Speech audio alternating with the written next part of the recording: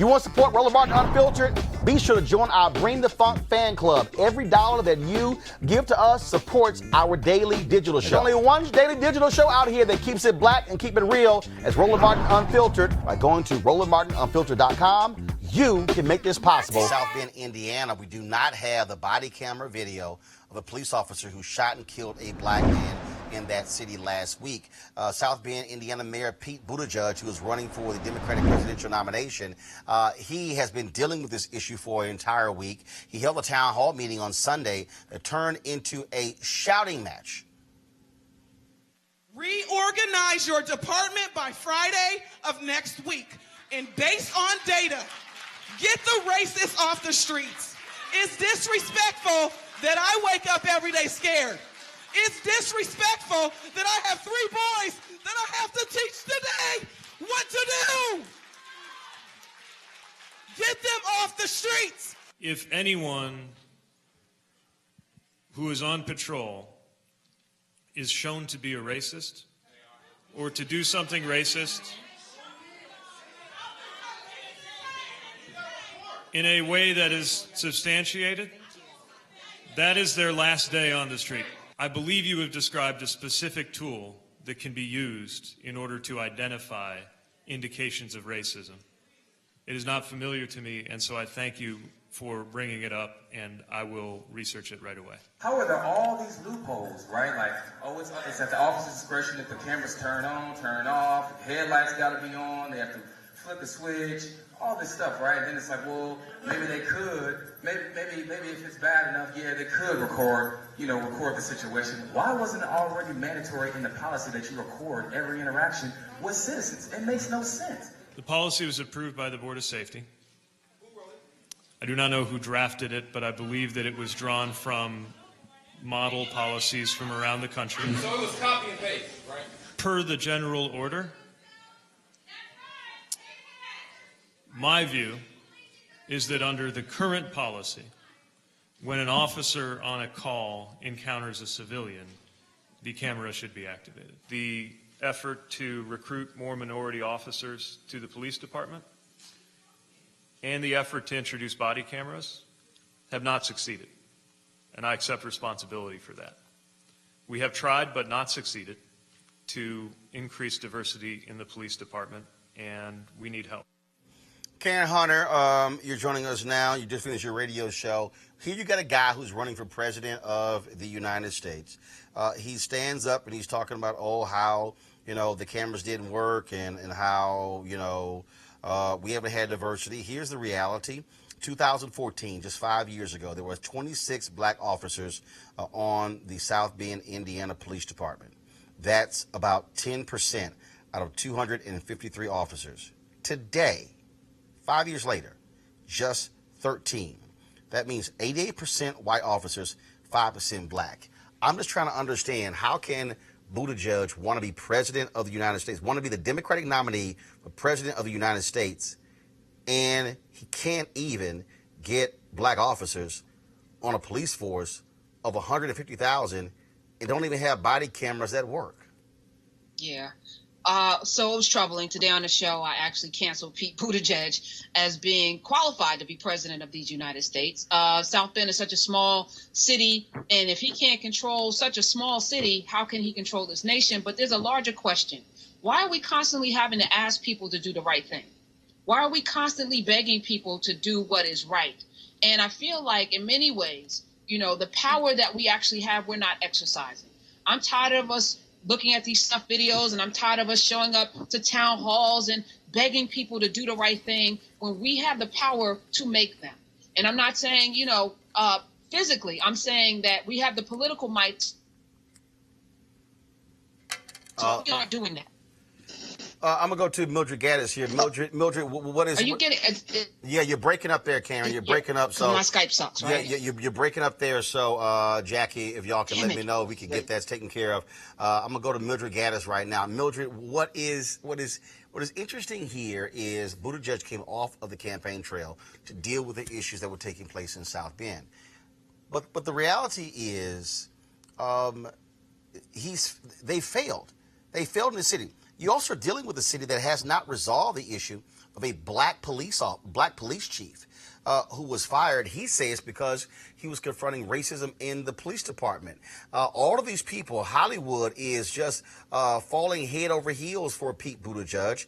You've got folks, a lot of the folks who are supporting Obama, who are trying to raise money for him. All of a sudden now we are looking at a reality where this could very well be an issue come in this week's debates, and he has to address this, the killing of a black man, but also how in the hell you don't have working body cameras in a city of just 253 police officers? You know, what I've noticed, Roland, in these situations, police departments that already have the body cameras, police officers, for some reason, are being allowed to not turn them on, or the department is choosing not to show what has been recorded. It makes absolutely no sense. The body cameras cost a lot of money. Resources going to ensure that all officers have them, and for them to wear them and not turn them on, one has to ask the question, why are they not turning them on? But you know something, Roland? There's something going on in America. I want to talk about what's going on with us. You know, we have these people elected to office. We have these people on city councils across this country, in state legislatures, and even in the nation, in the U.S. Congress. And there has not been a voice, a criticism as loud as it needs to be about the murdering of these unarmed black men in this country and the abuse by police officers of other people, now men and women.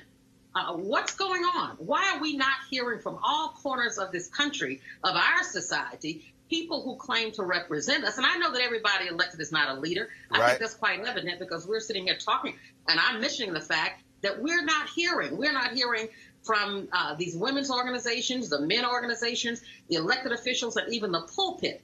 I think we have a responsibility to let folk know that they're out of order. And if they remain out of order, what the consequences are going to be. Also, Mo, it was interesting. I want Mo, you and Karen to speak to this.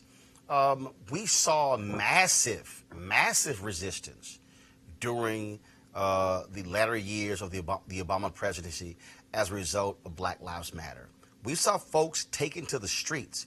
We saw protests all across the country. I haven't actually seen that level of taking to the streets since Trump was elected. Am I wrong? You're not wrong, but I think there's a problem with the methodology. And I think this younger generation, not to cast aspersion, but to be honest, they missed some of the lessons of the civil rights era, where it was not about just marching and demonstrations and sit-ins. There was a legislative agenda attached. And I don't want people to fall for the okie doke in regard to Mayor Pete Buttigieg. He was trying to talk about racism, whether he could prove it was racism. And that's a false idea. That's a false choice. We don't need to prove racism. We just need to be focused on illegality. That was an unlawful police moment. And if we have the legislation which mandates for officers to always have their body cam on, at the minimum, the police department would be liable, or there is some sort of legislative remedy which is available after the fact. But the town halls, the demonstrations, well-intentioned, and they get a lot of press coverage, they're not changing laws in the way that the Civil Rights Act, the Voting Rights Act, and the Fair Housing Act did decades before. Well, first of all, I'll push back a little bit there, Karen. First of all, there were a number of people who were involved in that. When you look at black, that was Mo, not me. No. I know that was Mo, but I'm going to you. So I got it. Just hold on. What I'm saying is, I'm gonna push back against Mo on that. But Karen, once you address this, we did see that. We saw folks like Brittany Packnett and many others, New York Justice League and others, targeting laws on the state as well as the congressional level. And so that did happen. There should have been more, absolutely, but it did happen. But what's still interesting to me, Karen, is I have not seen the mass mobilization in the last 2.5 years. I don't know about you. When was the last time you saw DeRay's blue vest leading a protest? When have you seen? Gone. Well, I know. I'm just saying. But it's really interesting that Trump's been in the White House, and literally, what happened? Where did folks go? I think there's two things. Fatigue is number one, but number two, there's a different there's a tech space that we're not considering. And I'm not sure how effective all of that going to the streets even mattered. In Ferguson, for example, where people were in the streets rioting, what was the turnout, the voter turnout, just after Mike Brown was murdered? What was the turnout? 13, 16%? So what effectiveness? And I want to piggyback on the consequences that was spoken about before Mo. And that was what I was saying before. There are no consequences to this behavior. Body cams aren't the answer. That's not going to change the ideology. That's not going to change the mentality. That's not going to change the hatred or the terrorism. We've seen people shot in the back on camera and folks still didn't get convicted. There was a hung jury in that particular case. Slager later went on to get convicted. But we've been watching people be brutalized on camera since Rodney King. Cameras are not the answer. There's a humanity issue and there's a consequence issue, because people get to kill us indiscriminately and beat us indiscriminately and nothing is getting done. There's no recourse. All right, folks, back to that Roland Martin Unfiltered video in just one moment. All right, folks, they're back. MarijuanaStock.org has another great investment opportunity. If you were lucky enough to invest in their last crowdfunding campaign, you know they raised a bunch of money in just a few months investing in legal marijuana farms. Those initial investors now own shares of a publicly traded company.